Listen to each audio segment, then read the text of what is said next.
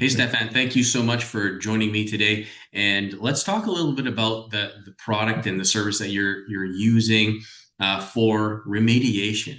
We're talking about mold, we're talking about food, and even rodents, and even more stuff than that. So let's talk a little bit about that, why it's important, and why your particular remediation service is better than the rest.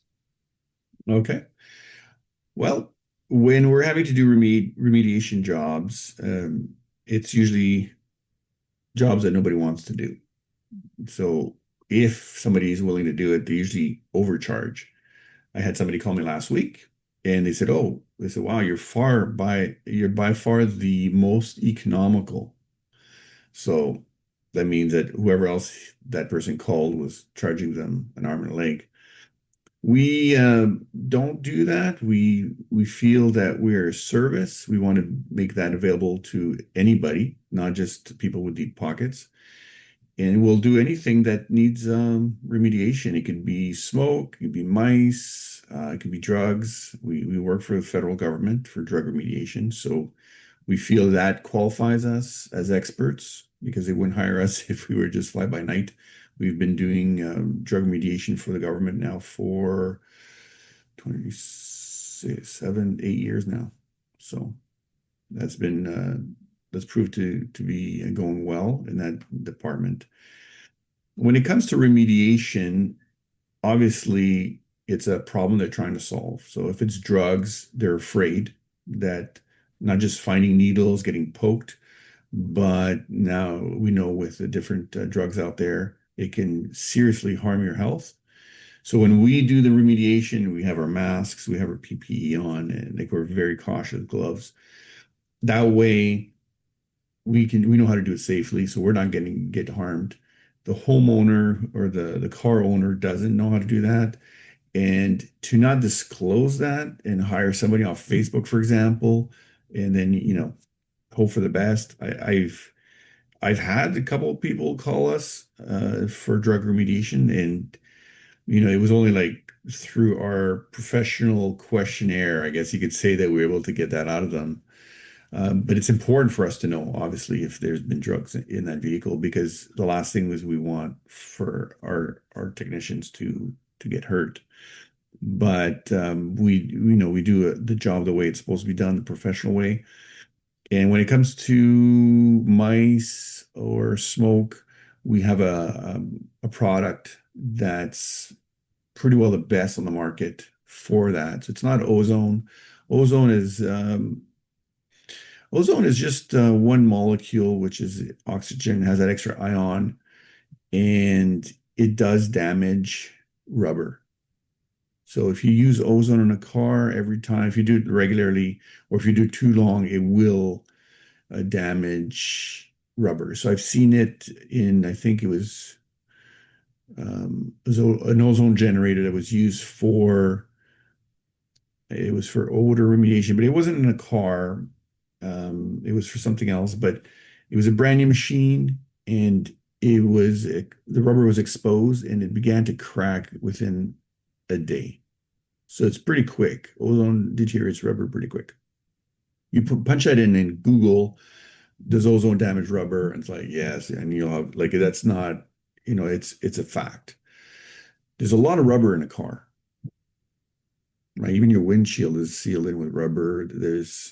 If you're using ozone for too long, you will damage something in your car. So you shouldn't use ozone. So what we use is a product that will damage natural fibers. So cotton and wool. Leather is pretty hard. So, it's pretty dense. It won't damage unless you leave it a long time on like several hours. But what we do, our chemical that we use, like for example, on leather, kills bacteria within minutes without damaging leather. So we're able somebody had a spill of some kind on leather, we can fix that, not a problem. And I don't know of any car that has cotton seats, so we're not worried about cotton. Wool, we have there is, I don't know if it's real wool. There is one car seat material that they call some kind of wool, but I'm not too sure if it's 100%. But usually we can tell it's usually a higher end car. And so we'll avoid that if it has that. Then we'll use we have another product that we can use on that, which is based from on oregano. So oregano is pretty good too, but it just has to stay longer, and it smells not that great. The other product, it smells cleaner. So That's good. uh, So with your remediation, so you're doing basically cleaning up bio, like biomaterials, hazard. right? So We're talking about biohazard. biohazard. Yeah. Yeah, yeah. So you're cleaning up hazardous material, and that can range from a number of different things. So we're talking mold spores, we're talking blood, bodily fluids, stuff from animals, smoke. If somebody smokes weed in their car, get rid of that smell as well, right? Yep. What are some of the types of customers that are looking for this service? Like, who is this good for?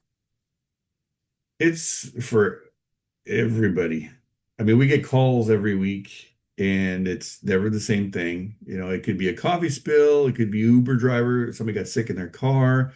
It could be a car that was recovered that was stolen, that's got drugs in it. We were doing Enterprise. I don't know if I can mention the name. A car. I guess you can just bleep that out.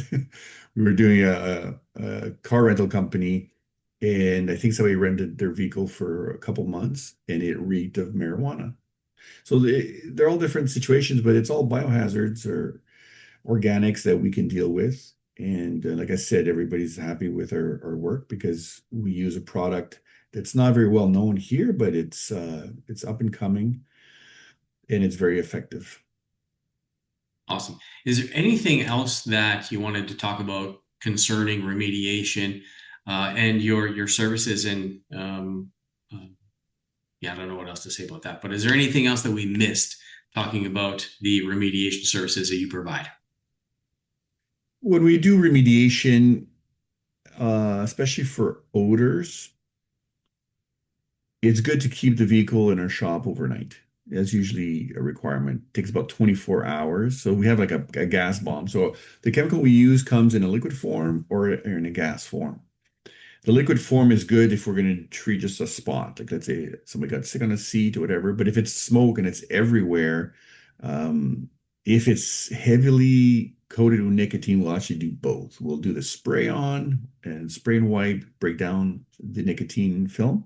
But then we'll also do the gas bomb because the gas bomb gets in everything, goes into the headliner, it gets absorbed, right? But it takes 24 hours. So we do that at our shop. Most remediations we like to do at our shop.